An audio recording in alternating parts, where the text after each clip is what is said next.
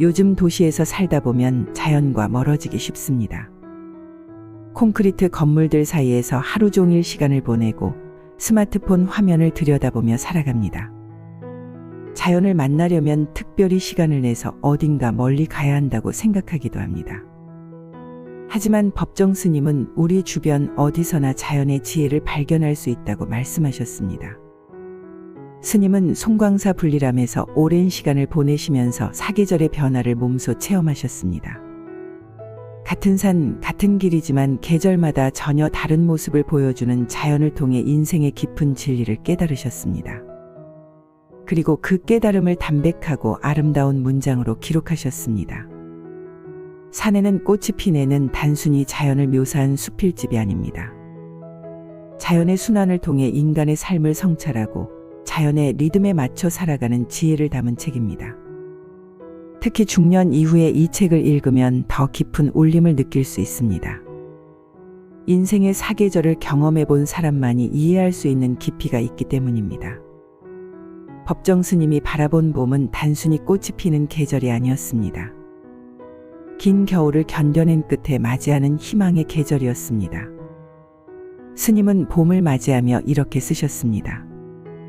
겨울 동안 죽었다고 생각했던 나무들이 다시 새순을 틀어올리는 모습을 보면서 인생에도 절망 뒤에 반드시 희망이 온다는 것을 깨달으셨습니다. 우리 삶에도 겨울 같은 시기가 있습니다.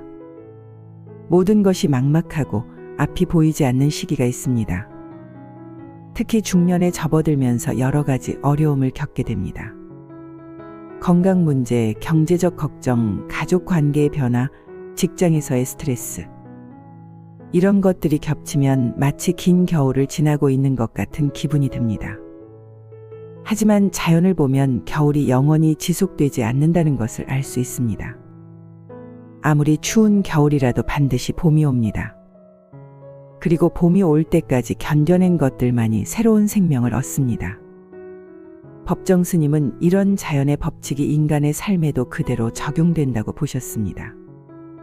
스님이 경험하신 산속의 봄은 도시의 봄과 다릅니다. 도시에서는 벚꽃이 화려하게 피었다가 며칠 만에 져버리는 것을 보며 아쉬워합니다. 하지만 산속에서는 봄이 훨씬 천천히 그리고 깊이 있게 찾아옵니다. 산수유가 먼저 피고 개나리가 피고 진달래가 피고 그 다음에 벚꽃이 핍니다. 각각의 꽃들이 자신만의 때를 기다렸다가 피어납니다. 이런 자연의 리듬을 보면서 스님은 깨달으셨습니다. 인생도 마찬가지라는 것을요. 각자에게는 피어날 때가 있습니다. 남들보다 늦다고 조급해할 필요가 없고 남들보다 빠르다고 자만할 필요도 없습니다. 자신만의 때를 기다리며 준비하고 있으면 됩니다. 현대 사회는 모든 것이 빨라야 한다고 강요합니다. 빨리 성공해야 하고 빨리 결혼해야 하고 빨리 승진해야 합니다. 하지만 자연은 다르게 말합니다. 제때가 되면 저절로 피어난다고 말합니다. 법정 스님은 이런 자연의 지혜를 통해 현대인들에게 조급함을 내려놓으라고 조언하셨습니다. 여름에 대한 스님의 관찰도 깊은 통찰을 담고 있습니다. 여름은 가장 뜨겁고 역동적인 계절입니다. 모든 생명체가 최고조의 활력을 보이는 시기입니다. 하지만 스님은 여름의 뜨거움 속에서도 그늘의 소중함을 발견하셨습니다. 산속의 나무 그늘에 앉아 더위를 식히면서 스님은 생각하셨습니다. 나무가 그늘을 만들어주는 것은 자신을 위해서가 아니라는 것을요. 나무 자신은 그늘의 혜택을 받지 못합니다. 하지만 그 그늘로 인해 수많은 생명들이 더위를 피하고 쉼을 얻습니다. 이런 모습을 보면서 스님은 진정한 베풀미 무엇인지 깨달으셨습니다. 진정한 베풀문 보답을 바라지 않는 것입니다. 나무가 그늘을 만들어주면서 대가를 요구하지 않는 것처럼 우리도 다른 사람에게 도움을 줄 때 보답을 기대하지 말아야 합니다. 중년에 접어들면 누군가에게 도움을 주는 역할을 하게 되는 경우가 많습니다. 부모님을 돌봐야 하고 자녀들을 지원해야 하고 후배들을 이끌어야 합니다. 이런 역할들이 때로는 부담스럽게 느껴질 수 있습니다. 하지만 나무의 그늘을 생각해보면 다른 관점에서 바라볼 수 있습니다. 내가 만들어주는 그늘이 누군가에게는 생명과도 같은 쉼터가 될 수 있다는 것을요. 법정 스님이 바라본 여름은 또한 성장의 계절이었습니다. 봄에 싹튼 것들이 여름 동안 무성하게 자라납니다.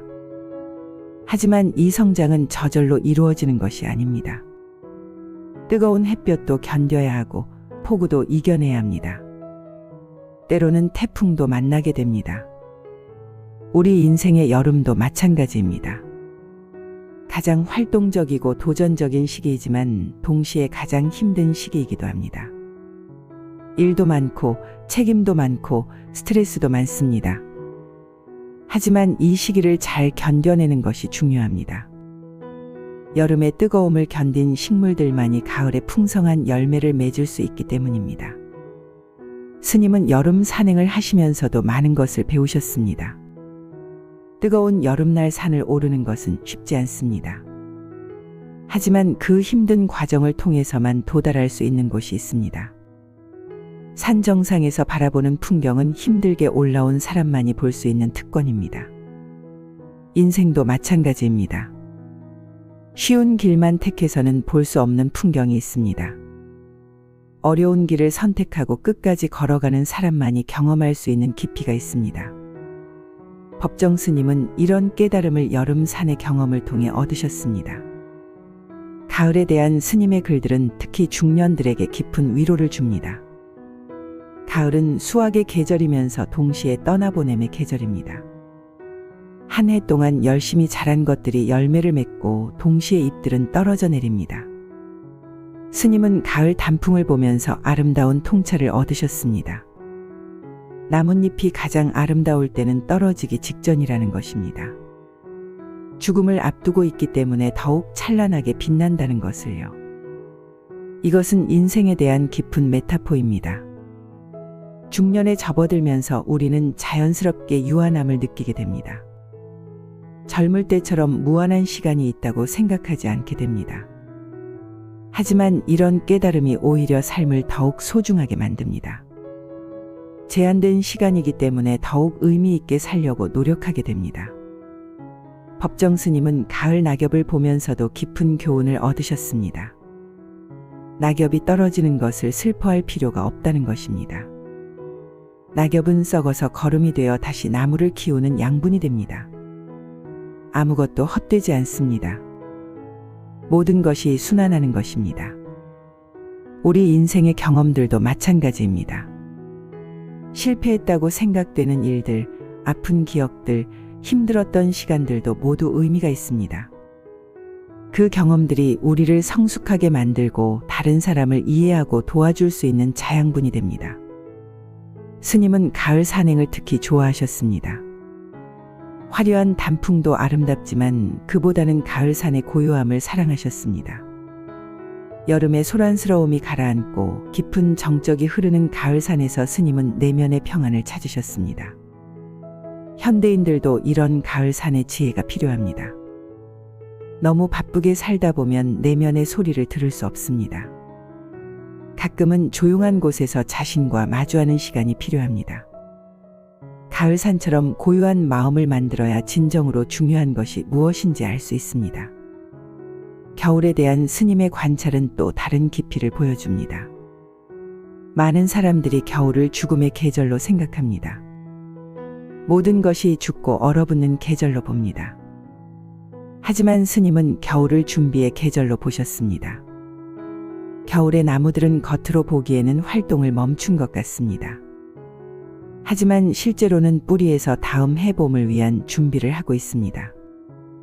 영양분을 축적하고 새로운 생명을 위한 에너지를 모으고 있습니다. 겨울의 추위와 고요함이 이런 준비 작업에 필요한 조건입니다. 우리 인생에도 겨울 같은 시기가 필요합니다. 겉으로 보기에는 아무 일도 일어나지 않는 것 같지만 실제로는 내면에서 중요한 변화가 일어나는 시기입니다. 이런 시기를 견디지 못하고 조급해하면 진정한 성장을 놓칠 수 있습니다. 법정 스님은 겨울 산사의 정적을 통해 많은 깨달음을 얻으셨습니다. 눈 내린 산사는 완전한 침묵 속에 잠겨 있습니다. 이런 침묵 속에서 스님은 진정한 자신과 만날 수 있었습니다. 세상의 소음이 사라진 곳에서 내면의 목소리를 들을 수 있었습니다. 현대인들에게도 이런 침묵의 시간이 필요합니다. 끊임없이 정보가 쏟아지고 소음이 넘쳐나는 시대에 살고 있습니다. 하지만 진정한 지혜는 침묵 속에서 나옵니다. 겨울 산사의 고요함 같은 마음의 상태를 만들어야 합니다.